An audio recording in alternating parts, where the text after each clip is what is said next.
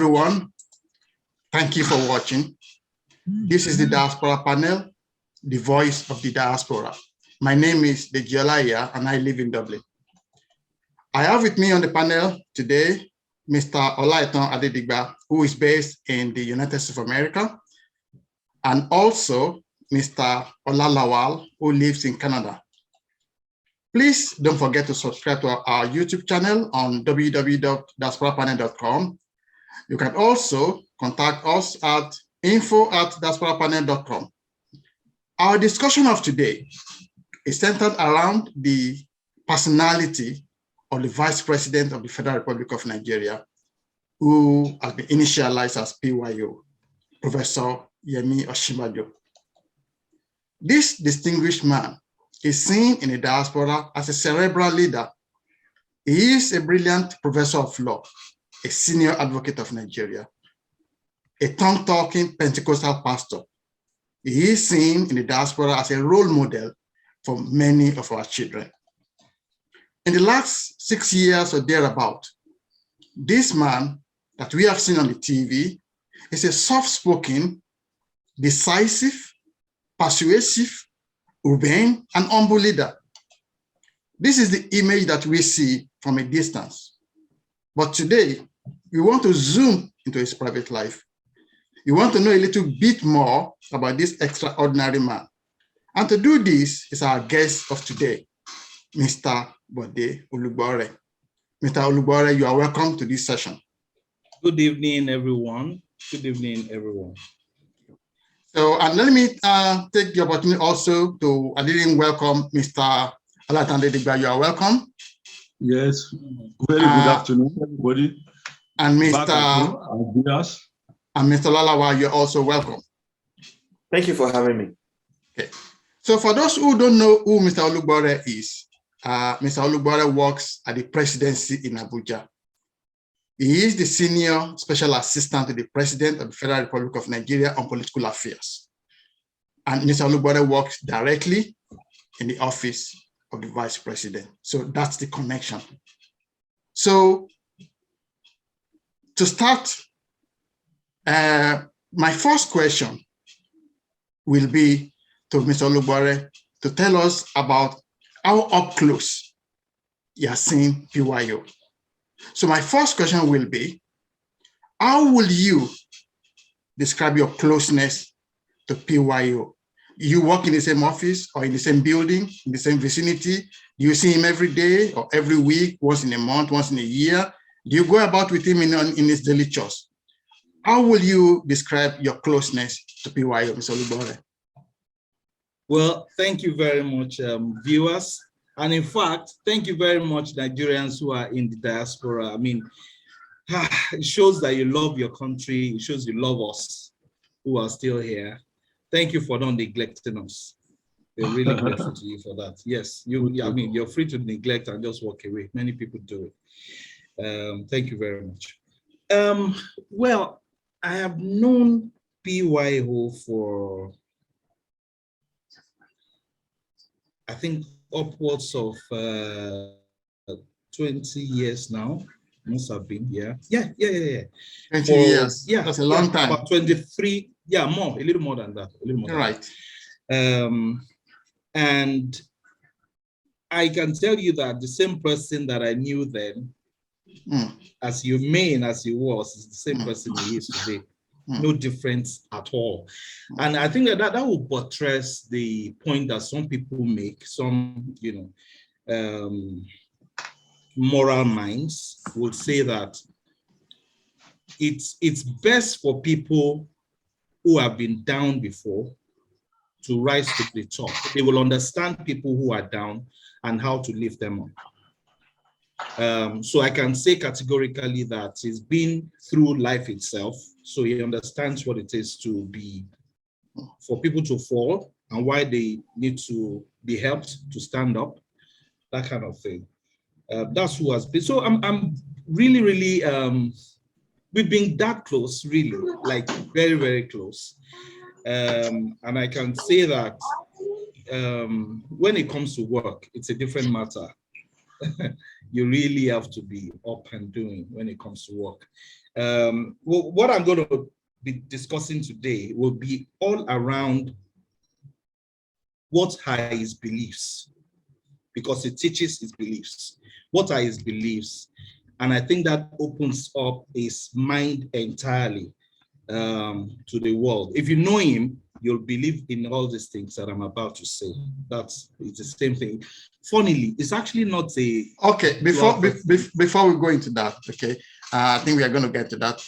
What we just want, because there are a lot of people in the diaspora who want to know the person who's talking about PYO, how close are you? So do you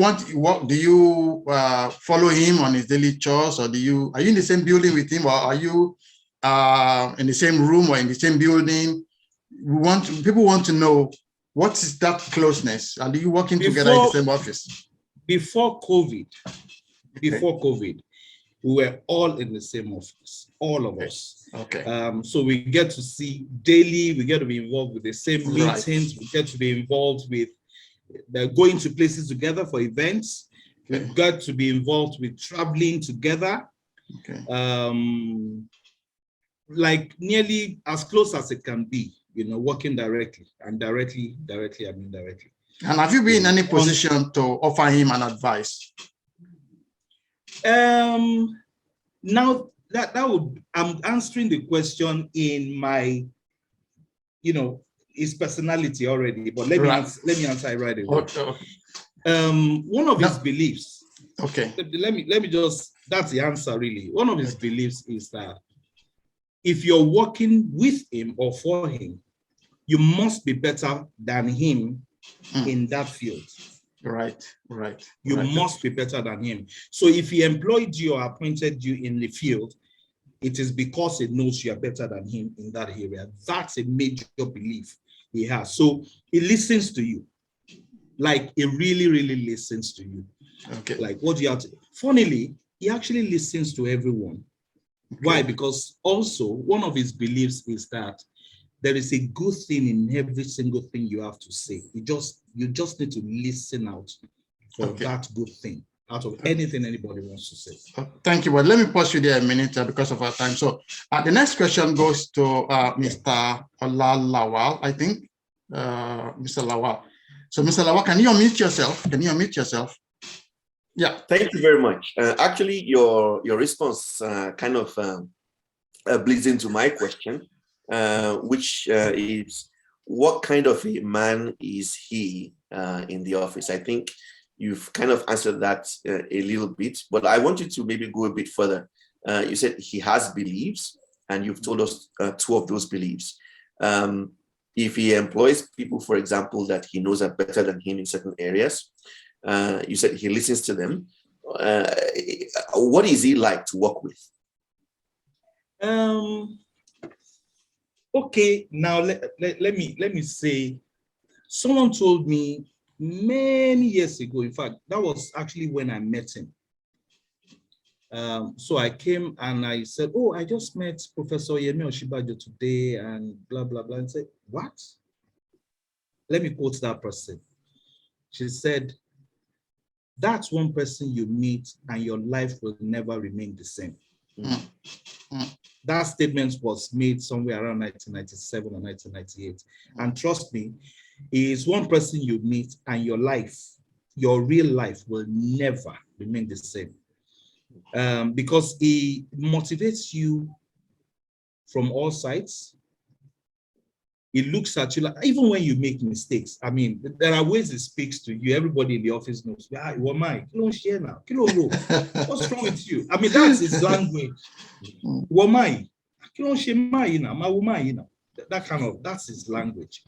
I remember having, this is spreading a little out of my talk, actually. I didn't even plan this one at all. I remember working once in Osun State Government, where he played a major role in my work there, in getting the appointment there. Even in Ekiti, he played a major role in all my appointments, all. He was in between, all those decisions. So I was having some challenges in Osun there. It was really some funny stuff. And I was really new in the real dark part, let me say that, in a real dark part of Nigerian politics. You know, so he had come to Osun to meet Raouf Aregbesola. He was going home, and somehow I was going also to Lagos to see my family. I did that every weekend. So he had come that weekend, was on his way back. So I met him by the roadside. He was buying yam and buying food stuff for his family to take home and all of that. Oh yeah, that's it. So I saw his car, and I parked and said, Prof, Muferi, I want to see you, He said, what's that?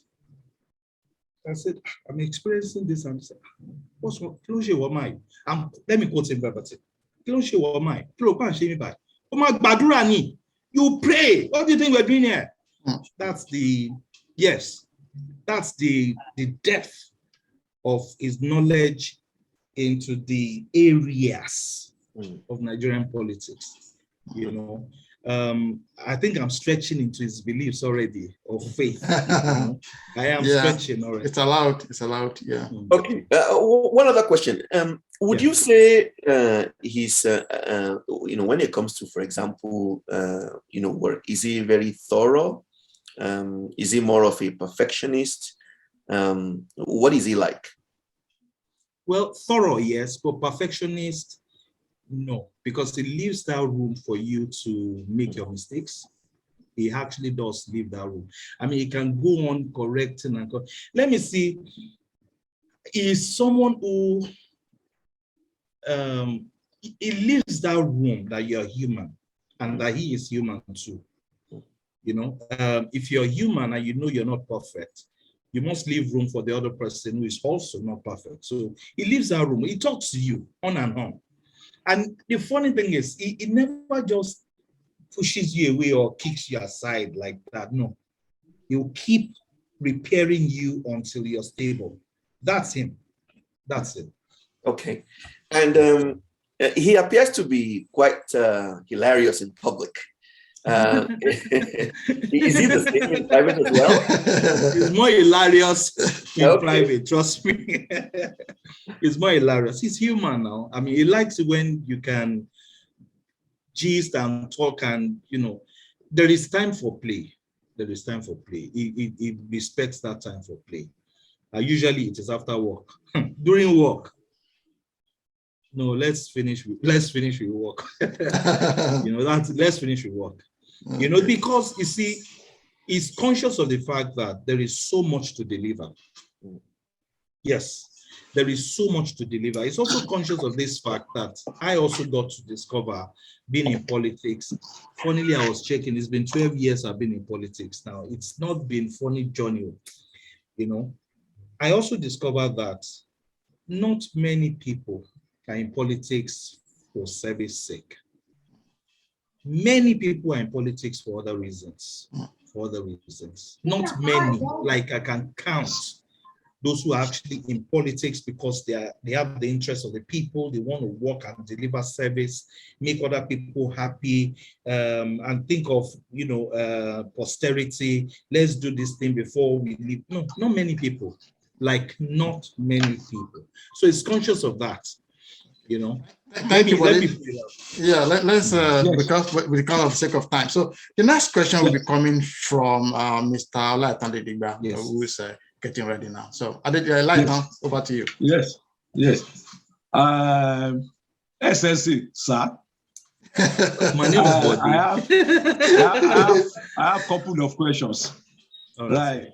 Just want to know how does he relate to his family, the children, the wife, and the immediate family? Now you are really, I mean, all the points that I have, if you can zoom, look at the last thing I wrote there. Okay. Love for family. Yeah, I've seen it. I've been involved with quite a number of things for him. And there is this, I think it's biannual retreat he has with his family. Vacation, I mean, it never misses it, even as vice president, it never misses it. No matter how short it can be, he has to take time with his entire family. That didn't start now. I mean, sometimes it's just good to clarify these things so that Nigerians don't know it is because it's now so that he now does this. No. Who he has been, as far as I know him, for more than 20 years, is exactly who he is today. If you look at, let's talk about accountability to the nation, to the people, that kind of thing. If you look at his asset declaration, you'll be shocked. That's as small as he has, and that's who he is. So you won't count, oh, he has house here, there. Okay, that brings me to another question. Yes, in public, have you seen him holding the wife, the spouse, and walking around? What sort of man is he? Well, is it romantic? Public, is it romantic? Is it romantic? Is it romantic enough? Right. You know, like the Western world, you know, you hold your wife's hand, you walk around the beach, you enjoy yourself.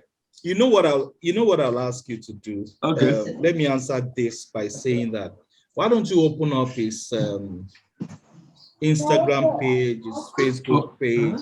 Okay. Open up his, and you'll see the pictures of him and his wife, where she's wearing his we've done that. We've seen everything. We just want to confirm. That's who he is, and they are not doing that for camera's sake, because they didn't call camera to come and take us. We're wearing cap. No.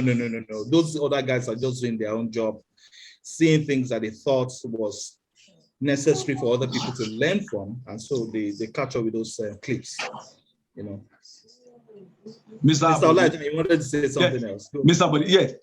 He appears to be down to earth personality. Like, is he that kind of person in the real sense of it? And now he relates to all his workers in the office. I can guarantee you, sir, that there is no difference between what you see and what he is. Okay. None at all. None. There is no, it's not the, okay, let me tell you something. In my house, I have his portrait. Let me show you. Look at this. That's right. His portrait. Okay. That's mine. That's his own, right? Yeah. Do you know that this picture, we have had this picture since the first time? The number one person has changed his own after the first one. I was one of those who asked him to change this one, and he said, short of photo lokunsi, please. We have work to do. I'm quoting him verbatim. Okay. Is it taking picture of the official photograph that is the next thing for us to be talking about when we have work to do? Please. Yeah, Mr. Bode, what's his political orientation? Is he capitalist, socialist, welfareist? No. Before we get to that, hold on, Lighton. Okay. I'm going to pause you, Lighton, there, and let's go back to Shukpo. I think Shukpo asked a question. That's just a couple of quick questions. First and foremost, what is his leadership style? Is he more collaborative? Is he more command and control? Like, what is his leadership style like? You know, sometimes a good leader will actually be a combination of quite a number of styles. I've seen him much more of a collaborative person, and I've seen a bit of democratic leadership in him, but I've seen also the place where he's actually autocratic. Yes, I mean, there's been a situation. Let me not give you a picture. I say, no. There's time for it. Yeah. There's time when you just have to stand on your ground and say, no, you have to deal with this matter like this. I can count for you, if I'm not going to step on some Nigerian political feet, there are times when he had to just stand up to it and no, that's, as far as it's legal, he'll stand for it. If it is illegal, we'll stand against it by all means. Let me stretch a little. Now, I hope I've answered you, Mr. Lawal. Something just came to mind. Yeah, please go ahead. I had a private discussion with him, which is one of the things I wanted to discuss about his lifestyle. His beliefs, sorry, not lifestyle, his beliefs. I had a private experience with him once. some things that happened, and then we were talking. This is long before we even thought about coming to presidency. Long before, like long before. I think it was just a space after he left as commissioner of justice in Lagos. In Lagos, and yeah. that little space that he had in there before coming back. Meanwhile, he was actually advising Lagos State Governor for as long as Fashola was there. So I had this chat with him about a particular matter, and I said, what was he going to do about it?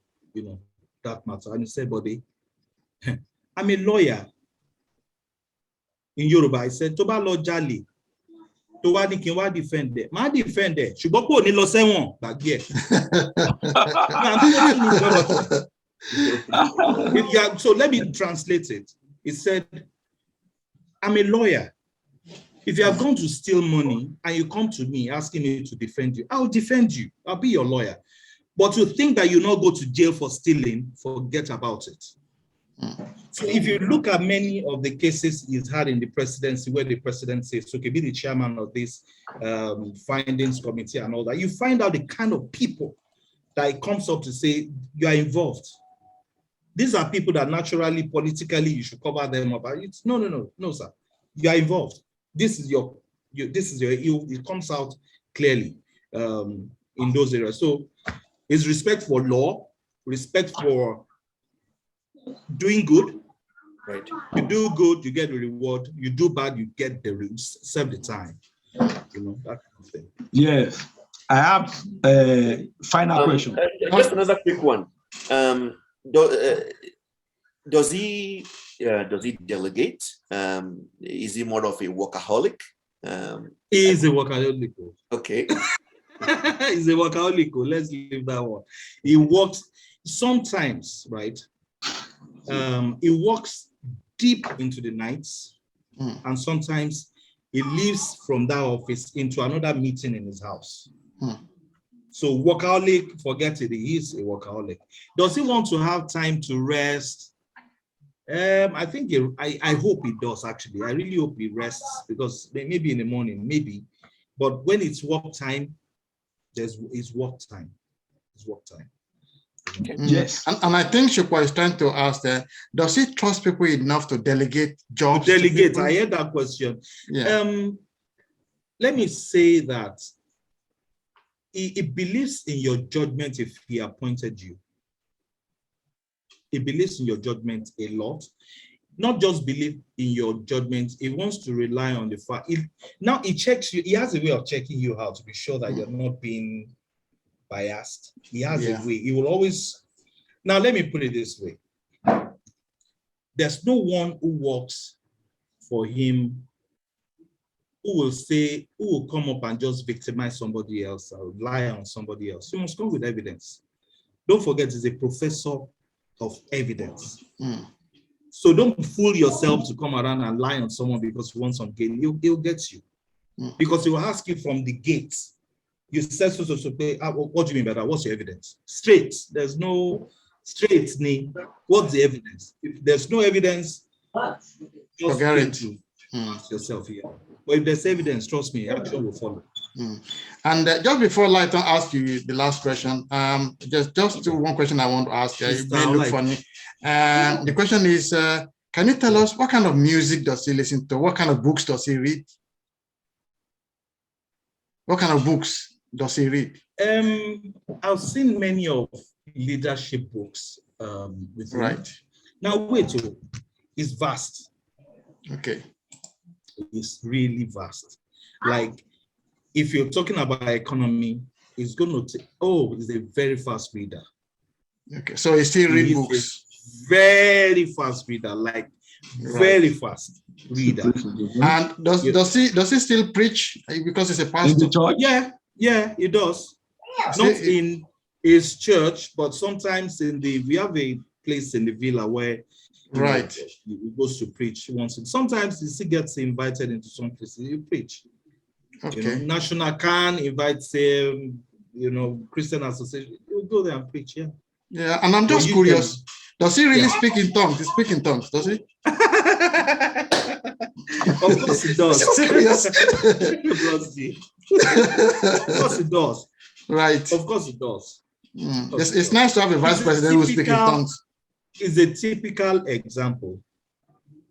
Trust me on this one. Some people say they don't want to hear that the religion and politics. The honest truth is he's a typical David. He is a typical David that knows his God and holds on to his God, either in private or in public. But let me tell you, I didn't write this one down. I would have nearly beat myself silly if I didn't write this one. He doesn't believe that your faith should be one you're going around preaching your faith. Come on. Yeah. He does not believe in that style. Okay. Guess what he believes in? Let your life do the preaching. Right. Yes. If I didn't tell this one after this meeting, if I remember, I'll nearly what? Let your life. Okay. Light over to you now. Over to you. I know you've been waiting. Sorry about that. My question is about his social life and how does he comport himself, right? In the midst of the social, like I saw him one day, it was really now jokes about dancer that we had in Nigeria. That's old. That's like 2 years or 2.5 years ago. Yeah, I saw that video. Yeah. What about his social life? Is he all embroidery or is he just reclined to himself? He's not social. No. He's not. Sometimes some what do we call it now? He's not an inferior person at all. He's an out person. Okay. He's an expressive person. He's not a timid person. He knows when to stand up for the right thing. He knows when to be very friendly. Let me even tell you, it's his sense of social life is very high. What do I mean by that? If he meets you now for the first time, you'll be shocked. In 10 years, he knows exactly your name. He knows exactly what he met you, where he met you, what you discussed with him. Yeah, what a brilliant man. He has serious retentive memory. Let me see. Look at number 7. Okay. He has a tremendous memory and has Z for knowing more. So that's just who. I'm not writing this now. It's there. I've written it before coming online. So all he has to do is meet you for the first time. Who are you? I'm the Jolaya. Oh, really? What you do? Oh, really? So how can you? The next question will relate to how. I remember something else. If I didn't say, I'll. Okay, so there are quite a number of things. Anyway, okay. Yes. Before just because of our time, Lighton, you have one more question. Yes, I have one more question. What is political? What is his? Yes, you asked that question earlier. It's one view, yeah. So, I think is someone that has read and followed up on the great Obafemi Awolowo, a great deal. That seemed to be his foundation. Don't forget also that as a lawyer, he must have read widely too, much more, such that, and don't forget, of course, when he was lecturing, he was known for giving lectures from his head without using the books for hours. Oh yeah, for hours. Just extemporaneously. Yes, please, for hours. So you're thinking, so that really was the amazing part for everyone who was a student. I think they celebrated 30 years of his, life as a teacher recently, just this last. So he kind of believe in democratic socialism, like Awolowo. Like Awolowo. And it's based on delivering services to the people, to God and to mankind. Okay. Yeah. Right. Yes. Yeah. How would you describe his vision for Nigeria?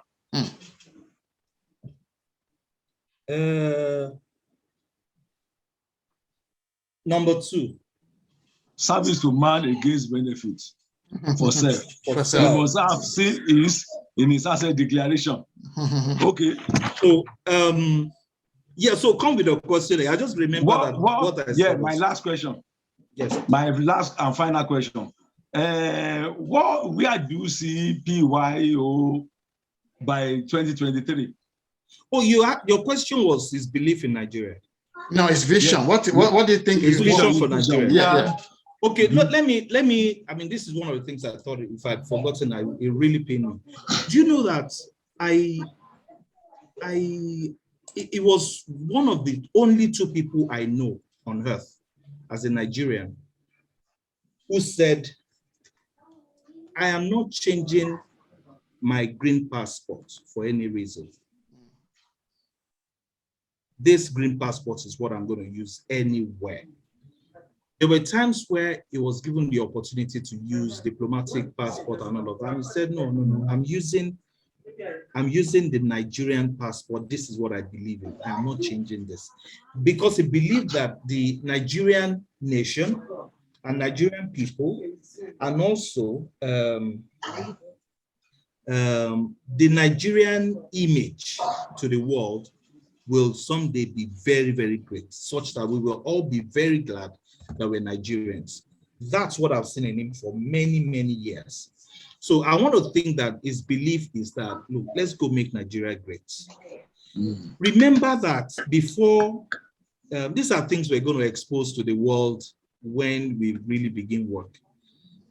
Do you know that before he became vice president, he and 3 of his friends had gathered together for 8 years prior to the first time he came into the presidency. 8 years, every single Sunday, praying and fasting for one thing alone. God, give us a man who is after your heart in the corridor of power. Amen.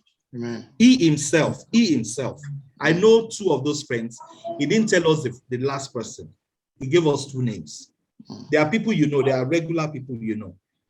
They gather together every single Sunday, praying for hours for 8 years for God to give us someone in the corridor of power.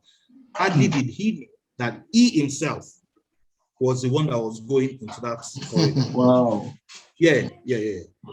Okay. So that's how much I think he believes. Yeah. For the sake of our time, I'd like to ask one last question. I think you said that. Where do you see him in 2023? Is it in Kenya or in Abuja? Where is he going to be in 2023? We'll all be here together in Abuja. We are all going to be here together in Abuja. Okay. By the grace of God. Yes. Okay. Anyway, thank you very much. You've been fantastic, Mr. Olugbore. Thank you for your time. And I want to thank you also, Mr. Lawal, Mr. Do you have 5 minutes to run over what I didn't touch? Okay. Yes. Okay. Yeah. It's important for me to run over this. So okay. So I'll run over it quickly. The ones I've touched, I'm going to skip. Okay. Number one, he believes in working for wealth. Right. You must work. His belief is God blesses the works of your hands. So if you're not working, don't expect to be paid. Don't expect to get rich. That's number one. Service to man, no benefit. I've done about that. Punishment for offenders, I've mentioned that. Personal capacity building. Now, he believes that anyone that he appoints is better. I mentioned that. But you know, if you come to him and you say, oh, I'm so person, he wonders, can you do better than that? Can you do better than that? Now, what happened was, when I got to the office one day, a colleague of mine had said, they were calling me some names. He said, Chief Bode Olugbore. I said, no, please don't call me Chief. The pastor, I said, I don't really like pastor, not like that. Just call me Bode Olugbore. Then somebody said, Dr. Bode Olugbore. And I said, oh, that's the only one I like. Go. And she said, so what are you doing about it? Those are the words of Yemi Osinbajo. You want to get it. What are you doing about it? You're just laying down there, you think you want it. And that's the reason why I'm, up for my doctorate as I speak. He believes in you and that there is good in you. I've mentioned that. He truly believes in God. I had an experience let me share this one. And that will be the last one. Tremendous memory, I've said it. So this is actually the last one. We had one experience some years ago, was some project we were running in 2006 or 2007. It was called the Adrian 40 fingerprint exercise. Now remember that the man who was ruling then, well, the government in office then were involved with multiple fingerprints at elections, ballot stuffing, ballot snatching, and all that experience. So in states like Edo, Ondo, Ekiti, or Oshun, we had places where we had to go do fingerprint exercise to bring out the real number of votes and those that were cheats and all of that. So we're going to the court one time like that.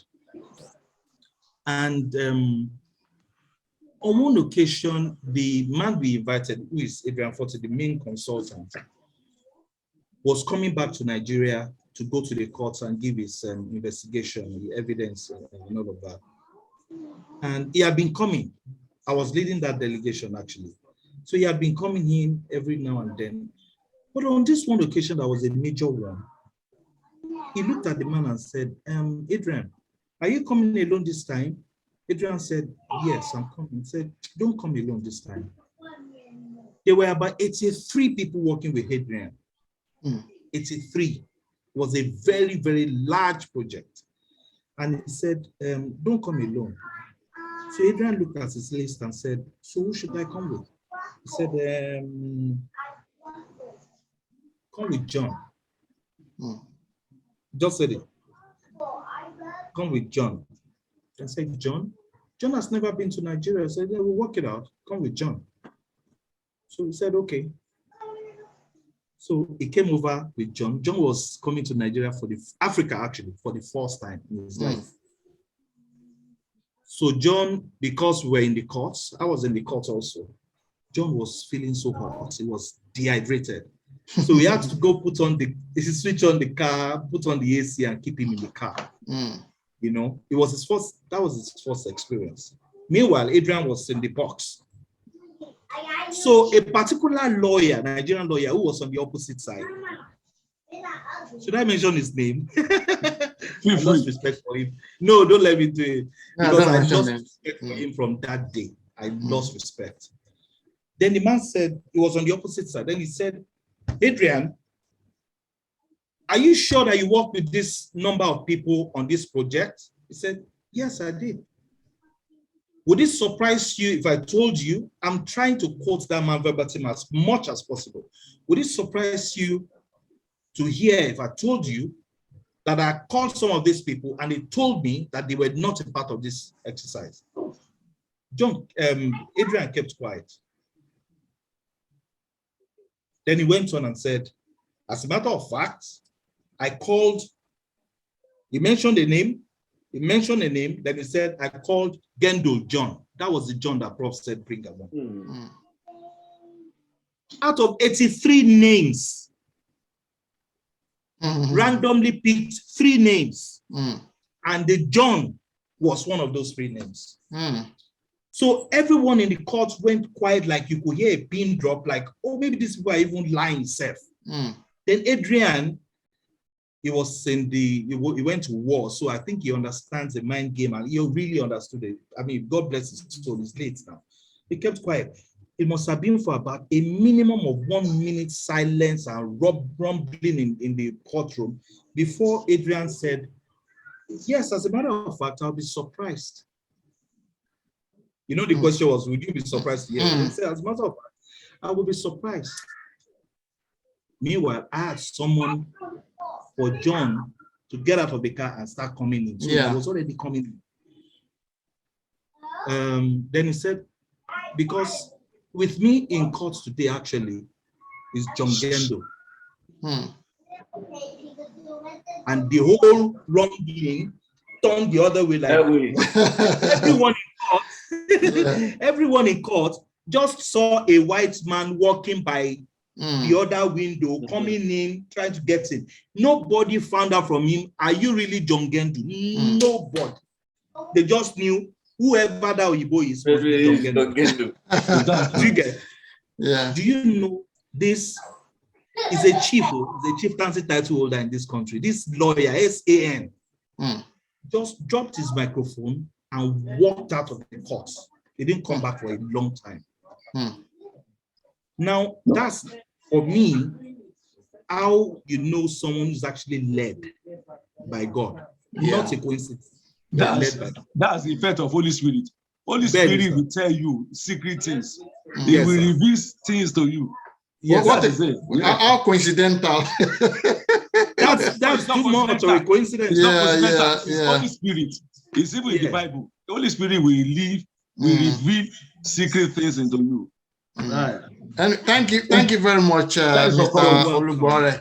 I'm so happy to have you here today. And so maybe some of these days we'll bring you back to come and talk more about maybe politics or something else. But today we really enjoyed you, and most of our people in the diaspora watching, I know they appreciate you, and we want to thank you very much. So thank you for coming to this meeting today. Mr. Lawal, thank you for coming to the session. Mr. Adedigba, thank you for coming to the session. It's my pleasure. Yeah, to all our viewers, thank you for watching, and we hope to see you again next Sunday. God bless you and have a lovely time.